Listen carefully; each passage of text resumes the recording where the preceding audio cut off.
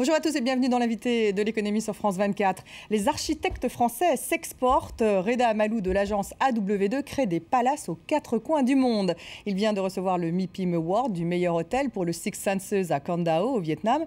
Il est également vice-président de l'AFEX, l'association des architectes français à l'export, et il est mon invité. Bonjour et merci beaucoup d'être avec nous. Bonjour. Alors vous avez construit plusieurs hôtels de luxe en Asie, puisque je parlais à l'instant justement de l'hôtel à Can Dao au Vietnam, pour lequel vous avez été primé. Vous avez eu le MIPIM Award cette année, mais vous en avez construit également au Moyen-Orient, au Maroc. Vous avez un projet au Maroc, un projet aux États-Unis. Quel est le secret, Reda Amalou, de l'exportation de l'architecture française dans les hôtels de luxe? Alors, je crois que l'architecture française a un rayonnement international de par le fait de la France. Et simplement que la France représente dans le domaine du luxe quelque chose de fort dans le monde entier. Donc je crois que déjà on est dans un contexte favorable en tant qu'architecte. Ensuite, il faut que chaque architecte développe son propre talent, son propre réseau et essaie justement d'aller convaincre ses maîtres d'ouvrage et ses clients de nous suivre dans nos rêves. C'est un lifestyle à la française qu'on exporte dans le cadre justement d'hôtels, boutiques. Alors dans l'hôtellerie, oui, c'est une forme de lifestyle, qui est un mot anglais pour quelque chose de français, qui est essayer de créer des moments un petit peu mémorables, essayer de faire voyager les gens différemment de ce qu'on a eu l'habitude de faire auparavant et essayer de créer un contexte très très nouveau. Alors, votre marque de fabrique, c'est le boutique hôtel, hein, l'hôtel sur mesure. Reda Amalou, on est dans du très haut de gamme, dans du haute couture. Vous êtes en train d'en construire un au Cambodge qui va ouvrir ses portes en 2014. Quelle est sa spécificité ? Je pense que dans l'hôtellerie de luxe aujourd'hui, il faut qu'on évite les codes établis. Et donc, dans chacun de nos hôtels, on essaie de repenser et de retrouver une ligne, un concept qui nous permet de développer une histoire autour de cet hôtel. Au Cambodge, on a clairement, pour cet hôtel, donc la maison Zanier qui doit ouvrir en 2014, on a clairement essayé de travailler sur l'authenticité, donc de repartir sur une architecture vernaculaire, traditionnelle, presque des maisons paysannes, et ensuite d'ajouter à ça une forme de raffinement, de minimalisme, aussi dans les intérieurs, dans les matières, dans les espaces qu'on a créés pour justement apporter aux gens quelque chose de nouveau, une manière différente de vivre l'endroit où ils vont aller en vacances. Et sur place, comment faites-vous? Vous faites travailler les entreprises locales, par exemple, sur ce type d'hôtel? Très souvent, on est amené à faire travailler des entreprises locales. Alors d'abord, ça nous apporte une forme d'authenticité naturelle dans le projet qu'on est en train de faire, mais c'est aussi une question que j'appelle contextualiste. C'est quelque chose qu'on aime bien. Alors, on prend le contexte dans sa forme la plus vaste possible, c'est-à-dire que tout ce qui est en contact avec le projet fait partie du contexte qu'on intègre, auquel on réfléchit et qui nous permet de créer un projet assez différent, on l'espère. Est-ce qu'il y a un renouveau justement du voyage de luxe aujourd'hui dans le monde? Je pense clairement qu'il y a un renouveau. Il y a l'envie de vivre des expériences, comme disent les anglo-saxons, c'est-à-dire un moment fort, quelque chose dont on revient avec des souvenirs et pas simplement aller dans un hôtel où on a des codes qui sont établis sur une forme de luxe un petit peu passée aujourd'hui. Donc on veut que les hôtels nous fassent vivre des moments forts. On veut que ce voyage soit quelque chose dont on revient un petit peu rempli d'images. D'où l'idée du sur-mesure, il faut... D'où l'idée du sur-mesure, d'où l'idée de créer à chaque fois quelque chose de nouveau, donc l'innovation, l'invention, d'où l'idée de faire des recherches sur les matières et de ne pas se cantonner à certaines matières qui étaient établies dans les codes de luxe. Quelles sont les nouvelles matières, par exemple? Les nouvelles matières, en fait, justement, il n'y a pas de... comme je dis, on ne veut pas se limiter. Ce qu'on va faire, c'est plutôt aller voir le pays dans lequel on travaille, regarder le contexte des matériaux disponibles, ceux qu'on peut utiliser, ceux qu'on peut réinventer, transformer, et à ce moment-là, on le fera. Donc ça peut être aussi bien du bois que du bronze dans un autre pays, que de la corne ou de la coquille, de coquillage dans un autre. Vous avez également fait un hôtel Dar Sabra à Marrakech, au Maroc. Et là aussi, vous avez mélangé les formes contemporaines et puis une tradition marocaine. Oui, l'architecture arabe traditionnelle nous a permis justement de retravailler en fait à partir de ces bases-là avec des cours, des espaces d'entrée, des séquences avec les entrées, les différences entre les espaces privés et publics qui sont très forts dans le monde arabe.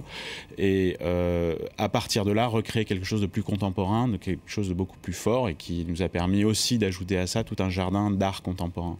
Alors c'est vrai que ce boom des hôtels est lié à l'émergence de cette nouvelle clientèle des pays émergents, enfin émergés aujourd'hui, les Chinois, les Indonésiens. Est-ce que c'est une clientèle très importante aujourd'hui de ces hôtels? Est-ce qu'elle est différente? Est-ce qu'elle recherche quelque chose de différent de la clientèle traditionnelle européenne ou même américaine? Alors, je pense qu'elle recherche quelque chose. D'abord, elle veut faire partie du monde, donc elle veut aller dans ces hôtels au même titre que le reste du monde l'a fait. Ensuite, et elles le font effectivement. Et aujourd'hui, ils le font très clairement. Aujourd'hui, dans nos hôtels en Asie, on a clairement une clientèle asiatique qui est au moins aussi importante, d'ailleurs la plupart du temps beaucoup plus importante qu'une clientèle européenne. Donc on s'adresse effectivement à des gens qui regardent cette hôtellerie avec un œil neuf, donc c'est vrai qu'on n'a pas besoin d'avoir de code établi pour ces gens-là, mais ils ont une manière de voyager qui sera un petit peu différente effectivement des autres. Quelles sont par exemple leurs particularités dans la façon de voyager? Dans les voyages en famille avec la nounou, systématiquement, quasiment, ou l'utilisation... Donc il faut une chambre en plus pour la nounou? Voilà, ou alors la manière d'utiliser les restaurants, les repas sont pris à des heures différentes, enfin il y a pas mal de choses sur lesquelles on s'adapte, mais en même temps, le luxe c'est le sur-mesure et c'est la haute couture, donc on s'adaptera à chaque clientèle systématiquement. Alors ce sont non seulement des clients, mais ce sont des concurrents maintenant. Tous ces différents pays, ils ont aussi leurs propres architectes. Est-ce que vous les percevez de cette manière-là aujourd'hui? Alors, je les ai jamais perçus ni comme des marchés, ni comme des concurrents. J'ai toujours perçu... je suis toujours convaincu qu'on est dans un monde aujourd'hui globalisé. Alors, la manière de faire, c'est d'être au contact de ces gens-là et de travailler avec eux. Il y a des concurrents en Asie qui sont très forts. Il y a des Singapouriens aujourd'hui. Il y a, le dernier Pritzker a été décerné à un Chinois, je le rappelle. Donc, voilà, le savoir-faire chinois sera aussi là dans les années qui viendront. Et je pense que c'est important de s'assurer que nos talents continuent à travailler dur pour rester en haut de la liste. Face à cette nouvelle concurrence. Oui, mais je pense que chacun a son talent à défendre et je pense que les Français ont autant de talent que les autres dans beaucoup de domaines et si ce n'est plus. Et donc c'est ça qu'il faut défendre, il faut continuer à défendre. Ils ont cette histoire aussi. Oui. Dont vous parliez. Alors vous avez un projet d'hôtel de luxe à Porto Rico, là on change de continent. Un hôtel plus important, 150 chambres, prévu pour 2014. Alors quelle est la spécificité de la clientèle américaine et quelle est la spécificité de cet hôtel? La première spécificité de cet hôtel pour nous, c'est que dans ce contexte, on était dans un marché nouveau dans lequel, en fait, la nécessité d'aller chercher un architecte étranger n'est pas forcée, puisque les États-Unis ont des architectes capables de dessiner des hôtels. Ils ont des grands noms d'architecture. Voilà, on est vraiment venu nous chercher pour ce qu'on sait faire. Et donc déjà, pour nous, le contexte était différent. Ensuite, je pense que l'approche hôtelière est encore très différente quand on va dans la zone Amérique, puisque d'abord, les séjours sont beaucoup plus courts. Les Américains prennent moins de vacances. Ensuite, les attentes en termes de services sont assez élevé et aussi en termes d'offres de loisirs est beaucoup plus élevé. Le nombre de restaurants, le type de sport, etc. Donc tout ça était assez important. Et qu'est-ce que vous leur apportez en plus justement qu'ils ne trouvent pas chez eux? On n'a pas de recette. Je crois que c'est la grande différence par rapport à beaucoup de nos confrères américains, c'est qu'on travaille avec une page blanche systématiquement à chaque projet. Et je pense que cette manière de faire la haute couture réellement, c'est-à-dire reposer la question à chaque fois qu'on nous pose on nous demande de faire un nouveau projet. Je pense que ça, c'est la chose la plus importante et c'est ça qui nous permet à chaque fois, j'espère, d'être innovant, créatif. Alors, est-ce que vous avez justement de nouvelles commandes américaines? Avez-vous l'impression que les États-Unis sont un peu sortis de la crise, justement, en ayant l'ambition de créer des hôtels à nouveau, de réinvestir en tout cas dans l'hôtellerie? Alors, c'est l'impression qu'on a, puisqu'après 2008, effectivement, on a eu un arrêt assez brutal de toutes les demandes qui émanaient de cette zone-là. Aujourd'hui, il y a effectivement plus de demandes. Il y a des projets qui donc se font. Ça repart du côté des États-Unis. Ce serait un sentiment. Je ne peux pas porter de chiffres là-dessus, mais le sentiment qu'on a, c'est que oui, la zone Amérique a l'air de vouloir repartir. Alors, comment anticipez-vous 2013, Reda Amalou? Est-ce qu'il faudrait faire plus pour aider les petites entreprises, puisque vous êtes à la tête de l'association qui regroupe les architectes français? Je pense que l'architecture en France, effectivement, ce ne sont pas de très grandes entreprises, c'est de PME ou de petites entreprises.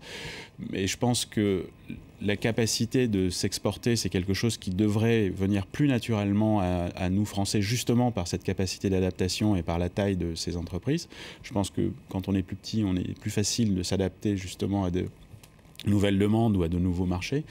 Et effectivement, je pense qu'une aide plus importante à ce type de réseau d'entreprise serait plutôt quelque chose de bien pour Donc ce serait une aide financière, ce serait un accompagnement, enfin comment est-ce que... Je pense que l'important c'est l'information et convaincre les gens que c'est possible d'y aller. Je suis persuadé que les gens sont capables de le faire et c'est pas forcément une aide financière qui est nécessaire, c'est plutôt une forme de souplesse et puis surtout l'accès à l'information, l'accès au retour d'expérience des autres. C'est un petit peu ce qu'on fait d'ailleurs à l'AFEX. Et qu'attendez-vous du crédit impôt compétitivité Reda Amalou? On a eu accès à Oseo et on a travaillé avec eux par le passé, ça s'était très bien passé. Je ne sais pas exactement ce qu'apportera cette nouvelle banque, mais en tout cas, les services qu'Oseo avait apportés étaient pour nous très adaptés. Donc ça pourrait encore tout de même aider le tissu industriel, enfin le tissu des PME en tout cas. Il faut l'espérer. Il faut l'espérer. Merci beaucoup Reda Amalou d'avoir été mon invité. Merci à vous de nous avoir suivis. On se retrouve la semaine prochaine pour un nouvel invité de l'Écho. Restez avec nous.